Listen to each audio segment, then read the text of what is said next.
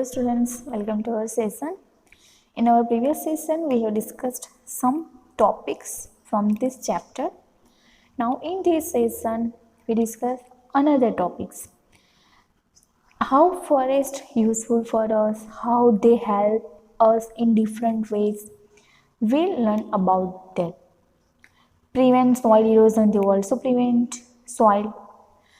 Because of these, soil can hold their fertility because the root of the trees control floods, provide shelter and protection. They purify air and maintain balance of oxygen and carbon dioxide. First, we discussed about this topic, purify air and maintain balance of oxygen and carbon dioxide. So we all know all living organisms which live on the earth, they need oxygen for breathing. They need oxygen for breathing. When they breathe, they take in oxygen and take in oxygen and take out carbon dioxide. But how we get oxygen? We all know we get oxygen from plants, from trees, because when we breathe we take out carbon dioxide, and carbon dioxide is harmful for us. Plants and trees absorb carbon dioxide and release oxygen during their photosynthesis process, as we have learned about photosynthesis process in our previous standard also. Plants purify air as they release oxygen in the atmosphere through the process of photosynthesis. The oxygen is used by animals and plants for their respiration. However, plants have the unique ability of using carbon dioxide released as a result of respiration during the process of photosynthesis. For this reason, forests are called green lungs. Forests are called green lungs because of the trees we get oxygen, which is very important for all living organisms. Plants thus maintain the balance of oxygen and carbon dioxide in the atmosphere. Then check air pollution. A number of gases like carbon dioxide, sulfur dioxide, carbon dioxide, CO2, CO2 that means carbon dioxide, sulfur dioxide and carbon monoxide, CO, are released into the atmosphere due to various human activities. Because humans always want to do different kinds of activities, and because of these different human activities, the many harmful gases are released in atmosphere. With the increase in CO2 in the atmosphere, the temperature of Earth is increasing. This is called global warming. As trees absorb CO2 for photosynthesis, it can be kept under control by planting more trees. If we want to control carbon dioxide in the atmosphere, then we have to plant many amount of trees. Trees thus check air pollution also. Then regulate climate and water cycle. Trees absorb water from the soil through their roots and release water vapor into the air through evaporation. This keeps the air cool. In addition, this helps in cloud formation. How clouds form, we have learned about this already, and leads to rain. The water cycle is maintained in this manner. This balance is greatly affected by removal of trees, because amount of trees mostly affect the rain and on the different activities which we get. For example, rain. You can see here in figure 17.5, balance of oxygen and carbon dioxide. Plants, they get CO2 from animals, and plants release O2. They get and O2 will take by animals and also human being. Then maintain the supply of nutrients. Decomposers present in the forest soil help in maintaining the supply of nutrients to the diverse plants present in the forest. For this reason, forest with herbal producers, herbivorous, carnivorous, and decomposers are dynamic living entity.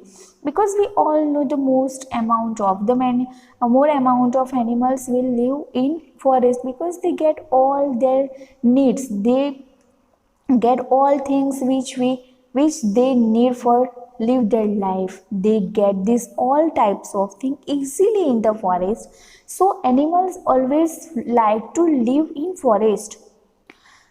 Then serve as a source of tourism and recreation. A lot of people are attracted to forest for hiking, camping and research and various other outdoor activities. They want to live in forest for doing their activities. Then our other topic is interdependence of plants and animals. They depend on each other. Food chain. You can see here in figure 17.6 a cycling of nutrients by decomposers. Plants, animals, decomposers, nutrients in the soil, and plants directly used by decomposers. This is a food chain. In class 6, you have learned that all living organisms depend on each other. All living organisms they depend on each other directly or indirectly. Also in chapter 1 of this book, you have learned about the producers, autotrophs and consumers, heterotrophs. Plants are the producers, whereas consumer may be herbivore or carnivore. All animals ultimately depend on plants for their food. If there are no plants, herbivores like the deer, grasshopper will not get food. In turn, carnivores like the lion, frog, snake will also not get their food. Such a chain in which one organism eats another one is called a food chain. This is the process of eating and being eaten. Let us understand it by means of an example. That means all living organisms which live on earth, they directly or indirectly depend on each other for getting food. For example, grass is eaten by a grasshopper, which in turn is eaten by the frog. The frog is further eaten by a snake, and a snake by an eagle. This food chain can be present as follows. That means all living organisms directly or indirectly depend on each other. Now we go on our next page. You can see here the food chain is available. Grass eaten by grasshopper, then grasshopper will eaten by frog, then frog by snake and snake by eagle. You can also see here picture grass, grasshopper, frog, snake and eagle. Like this food chain or in all types are going like this on the earth. Then another food chain functioning in a forest can be as follows. Green plants eaten by rabbit and rabbit by fox. Many food chains are found in a forest. All food chains are linked together. Interlinked food chains form a food web as shown in figure 17.8. You can see here in 17.8 plants. Plants will be eaten by beetle, rat and rabbit. Then rat by owl, rabbit by also owl. Then rat, fox, rabbit, fox, beetle also fox. Then decomposers. Some living organisms get food from the dead bodies of other plants and animals.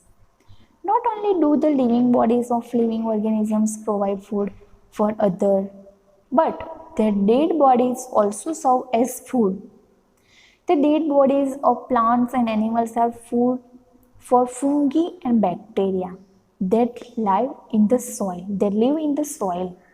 These organisms are called decomposers. Decomposer, that means they get their food from decaying matters.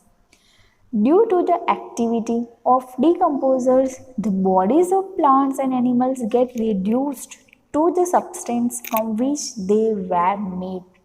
For example, carbohydrates are broken down to carbon dioxide and water. Other substances are also broken down to minerals, which return to the soil. Decomposers are recyclers. They recycle the substances from which living things are made so that they can be absorbed again from the soil, and this is possible only because of the decomposers. Then dependence of plants on animals. How plants depend on animals. First we have discussed about animals depend on plants directly and indirectly. All living organisms depend on each other for getting food. We can see different food chains are available in all living organisms. Now dependence of plants on animal. In 17.9 you can see here a bird pollinating a flower. Plants are dependent on animals for carbon dioxide. As we all know, we get oxygen from trees. And from where plants take carbon dioxide? How they get carbon dioxide? They get carbon dioxide from animals, from human beings. Then pollination required for seed formation and dispersal of seeds and fruit. Dispersal of seeds and fruit. Now we go on our next. Dependence of animals on plants. Animals depend upon plants for food like grasses, leaves, fruit, vegetables and nuts. Oxygen released by plants during photosynthesis and required for respiration by animals and also for shelter. Birds build nests on trees, and trees also serve as shelter for a number of animals like monkeys. So animals also depend on plants for getting different needs. Then destruction of forest. Destruction of forest or a large scale is called deforestation. Destruction of forest or felling of trees on a large scale is called deforestation. Areas which were once covered with forest are now concrete jungles as you find more and more tall buildings.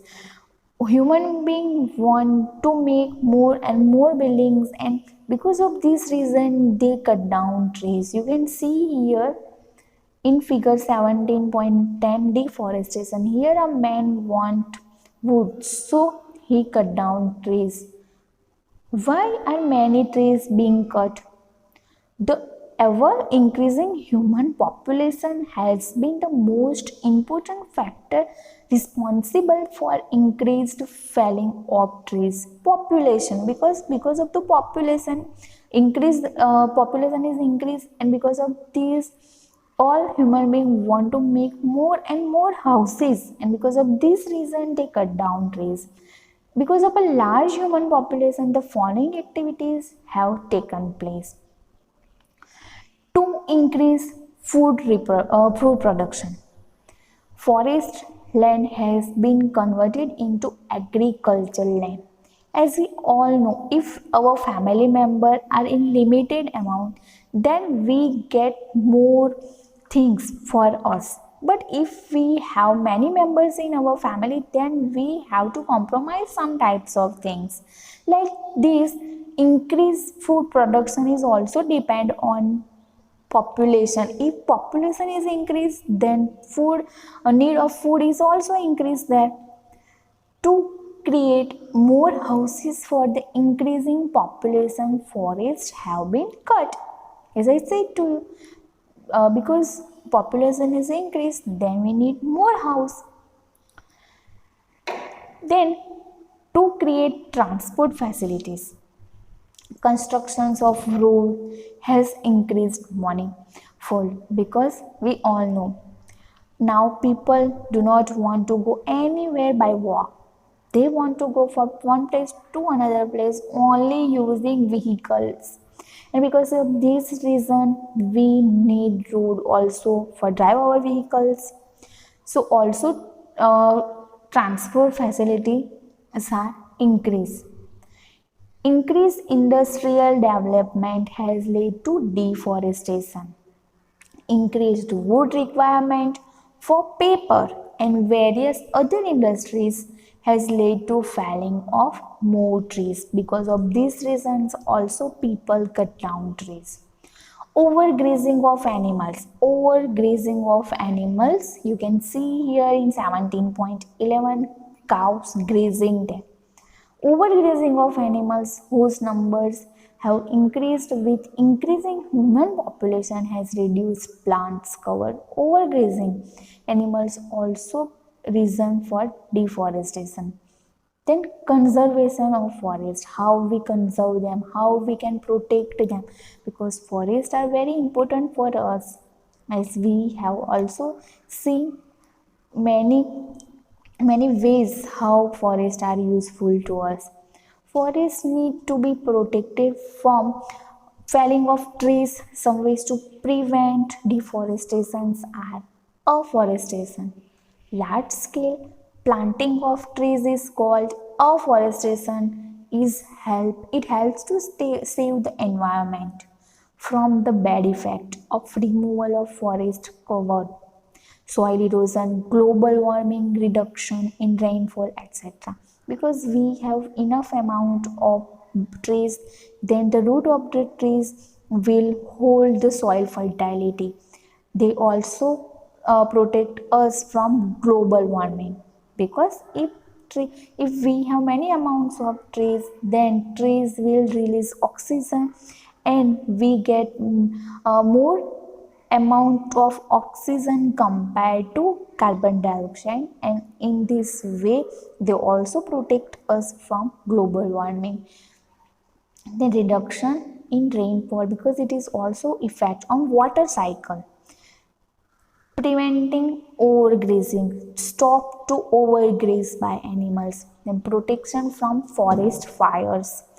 Human being want to build many houses, so they cut down trees, but we have to stop this for protect the forest.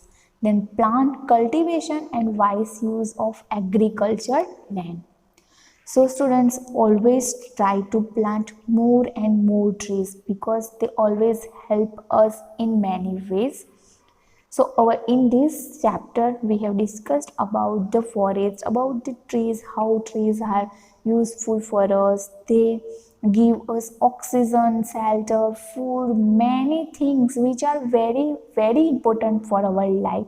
So always try to save trees, because if we save trees, then trees save us. Okay, our chapter number 17 is finished here. Now we will meet in our new chapter with chapter number 18. Till then, take care.